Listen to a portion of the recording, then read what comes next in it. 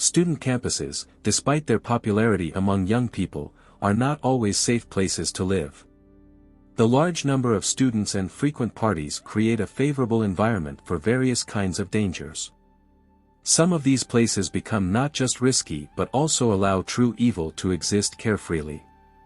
J. Mihard was born on November 14, 1977, in St. Louis City, located in the state of Missouri, USA. After the birth of her younger sister Catherine, the family decided to move to Baytown, Texas, where significant development of the oil industry and related production was observed at that time. The girl's mother decided to try her hand in this promising field and find a job there. During this period, Jamie focused on her studies, dreaming of leaving Baytown one day.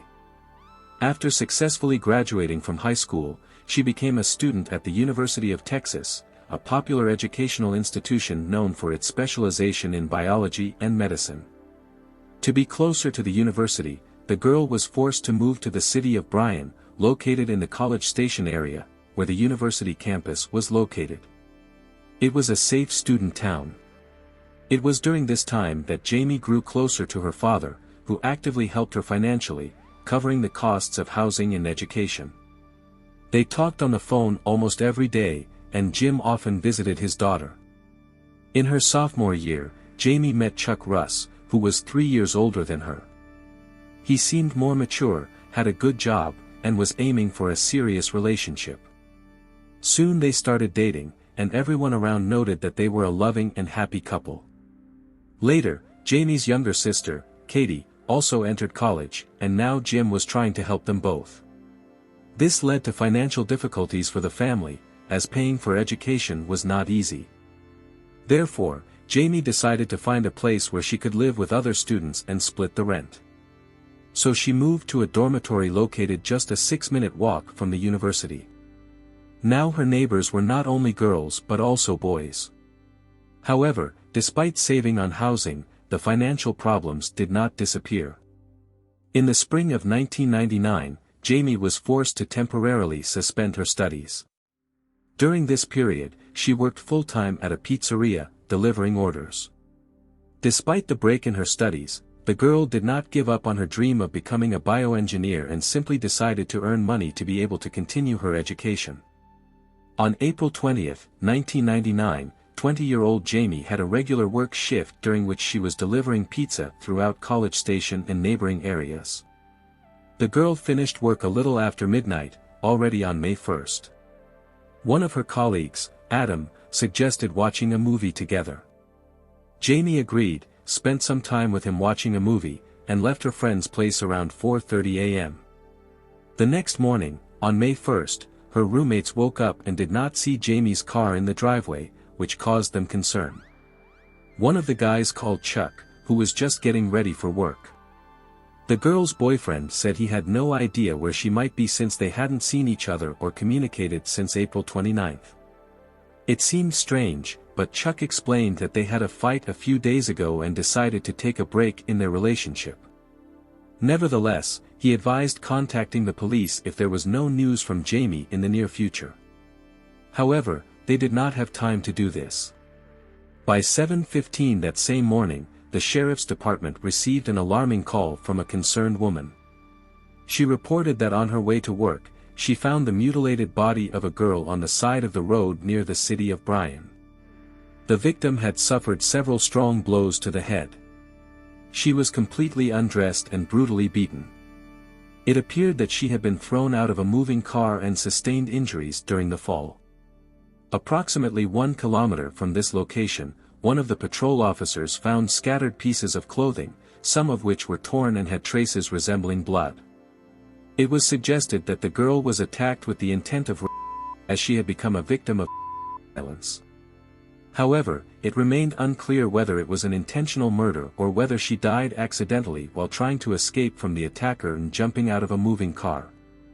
To clarify these assumptions, it was necessary to conduct a forensic medical examination. Around 5 p.m. that same day, 10 kilometers from where the body was found, the police found J. Mihard's car. It appeared to have been abandoned in a hurry, as the headlights were still on and the key was in the ignition. The engine continued to idle, burning the remaining fuel.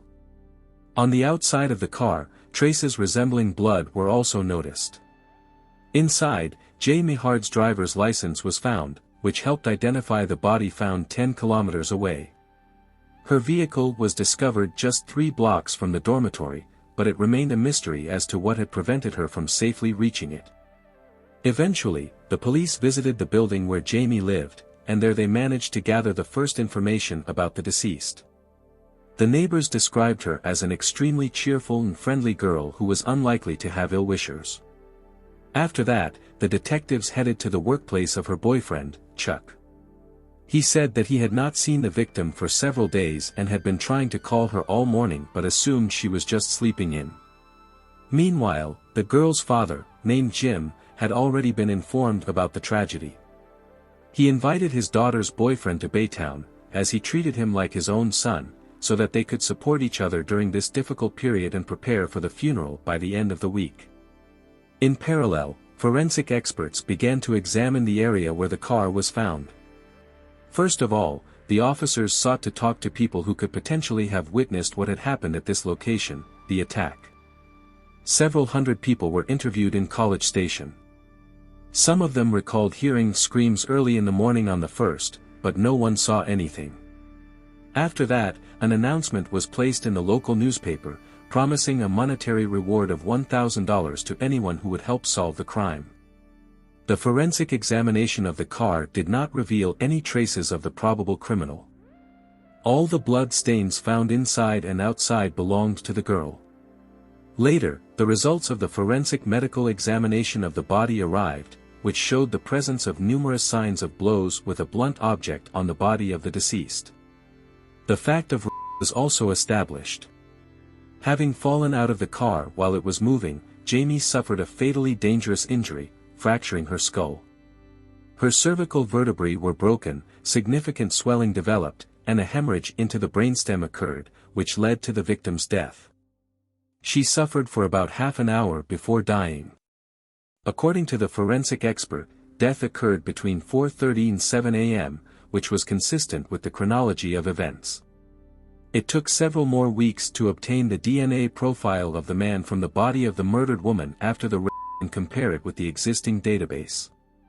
However, in 1999, this database was too limited, so no matches could be found.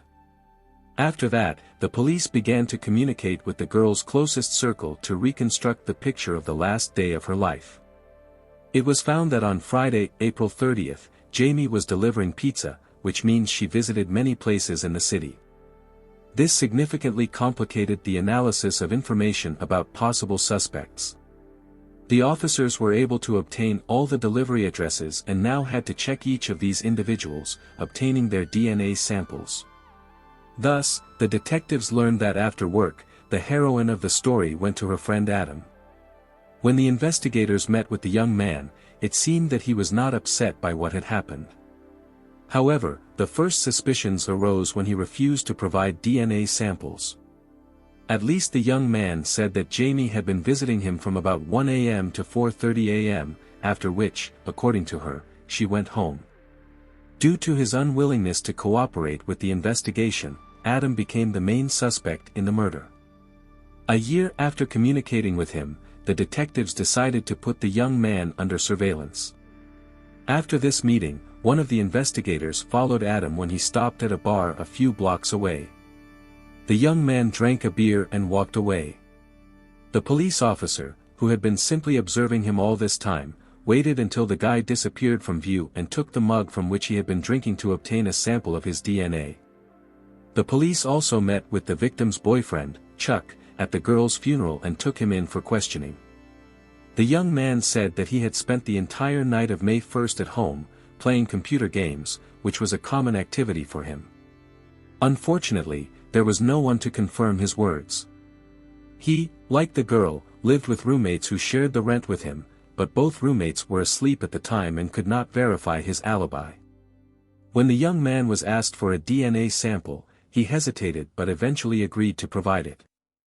After that, he was offered to take a polygraph test. It seemed that the guy was cooperating with the investigation and did not raise suspicions, so he agreed. But suddenly he failed every question. After that, the young man began to get even more nervous and asked to take the test again. But all the answers turned out to be failures again, just like the first time. After that, he burst into tears and confessed that he had committed several bad deeds. However, he never specified what exactly he meant. But after this, the investigators were firmly convinced that it could be regarded as a confession to the murder of Jamie. The detectives carefully analyzed the collected information and confiscated the young man's computer. The technical examination also could not confirm his words that he was playing video games that night. Moreover, he admitted that he and the girl had a fight shortly before the attack and had not communicated for 2 days. One of Jamie's friends said that a few days before this quarrel, the deceased had already expressed serious doubts about her relationship with Chuck. She was thinking about breaking up with the guy, although he had no intention of separating. It was decided to interrogate the guy again. During the conversation, he again showed noticeable anxiety, avoided eye contact, and confirmed that 2 days before the girl's death, they had a fight over a trifle while shopping at a grocery store. He was asked about his behavior during the previous interrogation, considering that he had almost confessed to the murder. However, the young man denied his involvement in harming his girlfriend. He claimed that he only meant minor offenses. After this interrogation, he left with his father and hired a criminal defense lawyer. Chuck continued to be regularly summoned for interrogations, his laptop was confiscated, and his car and apartment were searched. All this was happening while waiting for the DNA analysis results. The police were confident that the results would point to someone from Jamie's inner circle, and Chuck was considered the most suitable suspect. But to everyone's surprise, the genetic material did not match any of the individuals with whom the murdered girl had communicated and contacted that day, even those to whom she had delivered pizza. After that, everyone was excluded from the list of suspects except for Chuck, who had failed the polygraph test. The detectives were desperately trying to find evidence of his guilt, mainly because of his strange behavior. He, in turn, continued to insist on his innocence and advised the detectives to conduct a more thorough investigation and search for the real killer. Unexpectedly, the Chicago police contacted the Bryan station. A man was detained who claimed to have information about a murder in Texas. However, it later turned out that it was a different case, unrelated to Jamie's case. A few days later, another witness came forward to the police. A student reported seeing a person who had left Jamie's car near the dormitory where it was later found by the police. The witness got a good look at this guy and provided a detailed description. However, it did not match any of the existing suspects. It was a dark-skinned young man, about 20 years old, of medium build. Based on his words, a composite sketch was made, which was distributed through local media to attract public attention. In parallel, a possible connection was being checked between this crime and other serious crimes that had been occurring with alarming regularity in this region in the 90s. The detective turned to the Texas departments responsible for investigating serious crimes and maintaining law and order. All of them received an orientation about the young man who could be Jamie's killer. Around the same time, the girl's friends and acquaintances offered a reward of $10,000 to anyone who would help solve the crime. But even 6 months after the massacre, the police had no solid leads, which only intensified the rumors that were spreading in College Station and the city of Bryan. A year passed, the year 2000 arrived, but the police still had no leads. The detectives continued to suspect Chuck of committing the crime. On May 28, 2000, a 20-year-old student from the same university where Jamie had studied, named Christina Lancaster, received an invitation to visit her friend. His apartment was located 10 minutes away from the place where Jamie had died. Christina was even personally acquainted with her, and now it seemed that she was reliving the nightmare of a year ago. As she drove up to her friend's apartment, she seemed to find herself in it again. There were police officers everywhere, and the area around the complex was cordoned off with protective tape. Soot was visible on the floor, and forensic experts were actively searching for fingerprints and any other evidence. This was clearly a crime scene. At 4:05 a.m., one of the residents of this complex called the 911 emergency service and reported smoke coming from the window above. The local fire department initially considered it a regular non-serious call, assuming that the students had accidentally set fire to garbage or something similar. But when they went up to the apartment and broke down the door, they immediately smelled the odor of death, the smell of burnt human flesh. On the bedroom floor lay a young woman, naked below the waist, and she was dead. It was obvious that after the attack, the victim was brought here when she was probably already dead. After that, the criminal gathered everything that could burn in this apartment around her thighs: keys, paper, books, student notebooks, and clothes, and set it on fire. The fire department found out that this was precisely the place where the ignition had occurred. It turned out that the window screen had been cut.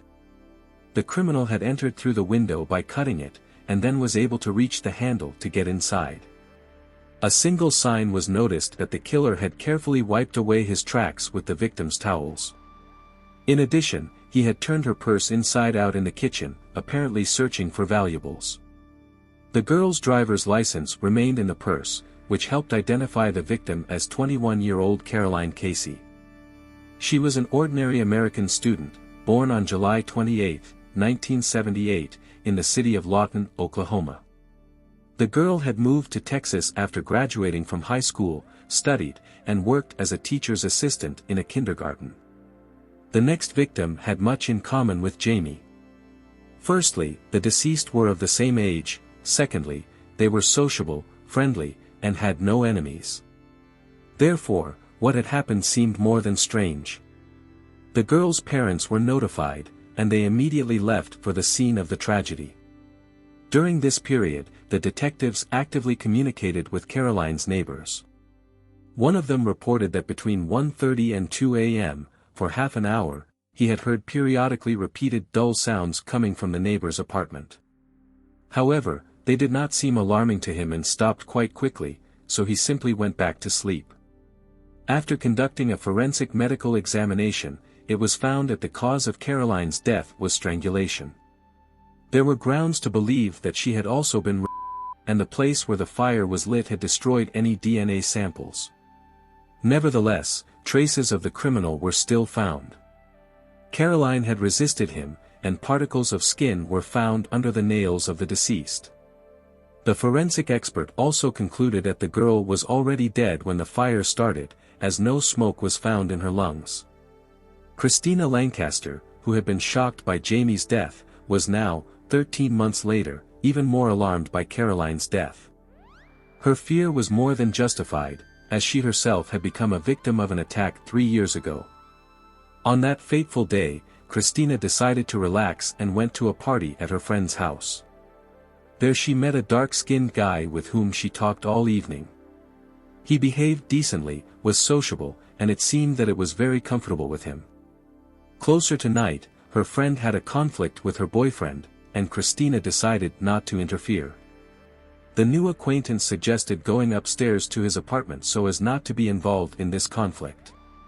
But as soon as they entered the apartment, he suddenly changed abruptly and showed his true face. Pushing Christina into the room and locking the door, he turned on the stereo at full volume and ordered her to undress.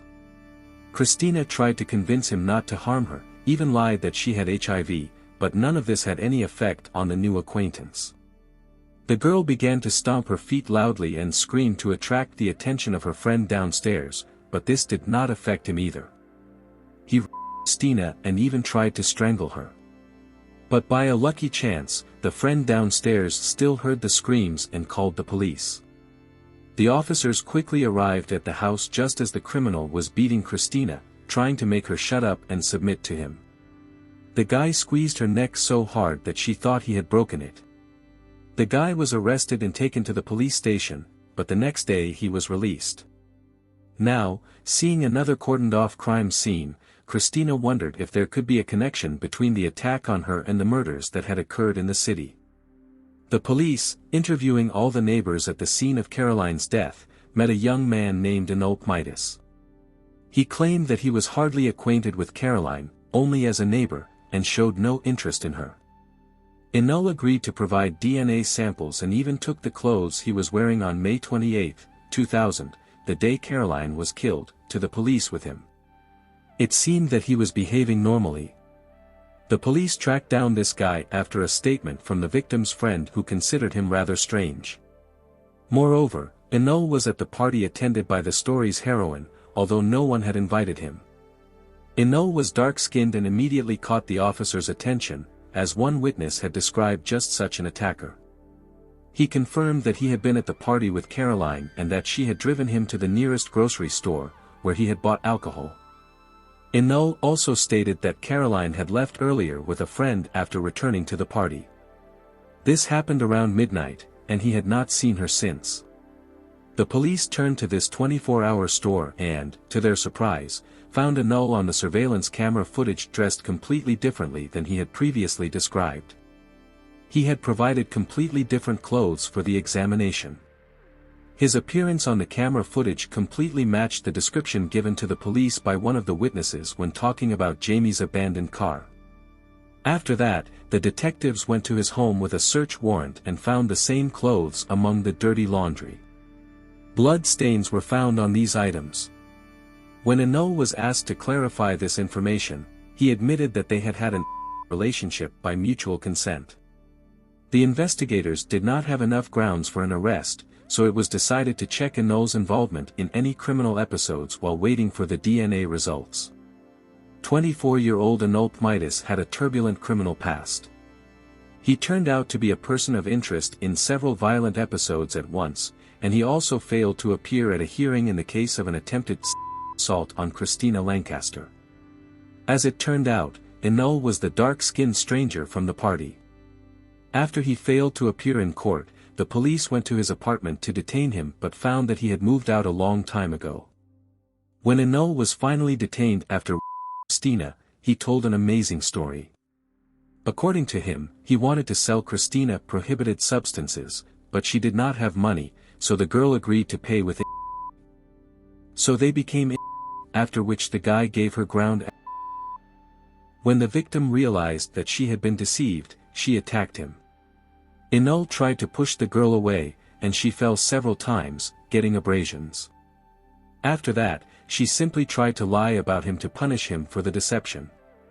Inul insisted that he had not, and all the bruises the girl had received were the result of self-defense or an accident. Now, reviewing Christina's case, the detectives noticed how similar Jamie and Caroline were to her. Finally, the investigators summoned Inul for questioning. The police had almost nothing against the young man, as the DNA analysis was still ongoing. But the officer decided to use a trick and asked his colleague to send him a simple message on the phone 10 minutes after the start of the interrogation, where it would be indicated in capital letters that the DNA matched, without specifying with whom exactly.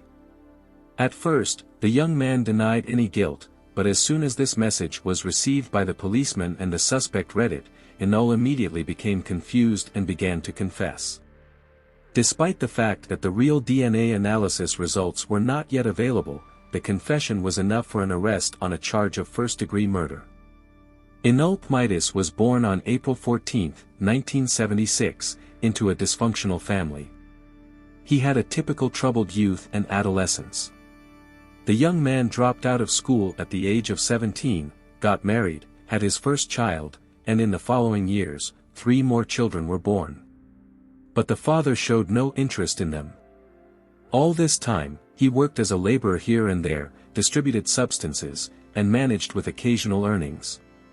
In 1999, he lived near Christina, renting an apartment with his friend. Later, this young man said that Inul had simply moved out without explaining the reasons, almost immediately after Jamie's murder. Then the suspect moved in with his third friend in another complex. Here, Inul was not registered, so it was impossible to find him. Back in the early 90s, he faced 4 charges of animal cruelty. Despite being found guilty, he was released on parole quite quickly. In 1995, he forced his girlfriend to be was also convicted of this. But he never went to prison. Inul had always been an extremely eloquent liar, and this saved him. After that, there were other similar cases for which the criminal eventually received rather modest terms. Then he was released on parole anyway. Inul spoke about the incident with Caroline but described it as an unintentional murder. He again portrayed himself as a victim and stated that the girl had attacked him first. After that, Inul was asked about Jamie. At first, he denied his guilt. Eventually, he admitted that on May 1, 1999, he had broken into Jamie's car and the girl. Then he tried to drive the victim away to escape from the attacker. Jamie jumped out of the moving car and received serious injuries from which she died. When Jamie's boyfriend Chuck finally found himself out of the police's sight and all suspicions were removed from him, he was triumphant. The guy repeatedly emphasized that he was innocent and believed that the killer could strike again. The young man blamed the police for Caroline's death, believing that it could have been prevented if they had been searching for the real criminal instead of trying to accuse him of this murder. In June 2001, the trial in Caroline's case took place. Several girls who were other victims of this person but survived testified here. They said that Inul's favorite torture was to strangle the victim until she lost consciousness, then wait for her to come to her senses, and start strangling again. He tortured animals in the same way. The offender derived great pleasure from this. DNA tests showed a complete match with the samples at the crime scenes. The jury found him guilty of Caroline's murder and sentenced him to death. For Jamie's murder, he received life imprisonment without the possibility of parole, in addition to the death penalty. Inul Pmeitis found himself behind bars in 2001, awaiting the execution of the sentence. According to statistics, the average term of a criminal's stay in prison while awaiting execution is over 10 years. Usually, this is due to numerous appeals and challenges to the sentence that they file to mitigate the punishment. However, Inul did not do this. He admitted his guilt, so the death penalty was carried out quite quickly. On January 6, 2004, he was given a lethal injection. He refused his last words, but after the injection was made, he managed to raise his hand and blew an air kiss to his family, saying, "I love you all." However, it seemed to me that a quiet and peaceful passing was too mild a punishment for the horror in which Inul's victims died. It is quite likely that he had many more victims. As it turned out, even before Jamie, Christina, and Caroline, there was another victim named Misty Johnson, and only after the trial did she realize her connection to this horrific series of events. The girl miraculously survived, in her opinion, because she allowed Inul to. Otherwise, he threatened to kill Misty. She, like Christina, filed a report with the police department, but her story was treated with skepticism. Inul then claimed that everything had happened by mutual consent. Misty did not go to court and simply back down. The girl was too frightened and traumatized to seek justice and assist the police in the investigation. She quit her job and moved to another city. Now Misty regrets her decision because if she had not been afraid then, she could have protected other girls, and they would have remained alive. Christina, who was lucky enough to survive, also felt guilty for a long time for the deaths of Jamie and Caroline. Over time, she got married, had children, and lives in the city of Spring, near Texas. She works as a teacher and provides assistance to victims of violence and abuse. I look forward to hearing your thoughts in the comments. Don't forget to subscribe to the channel and hit the like button. Until next time, friends.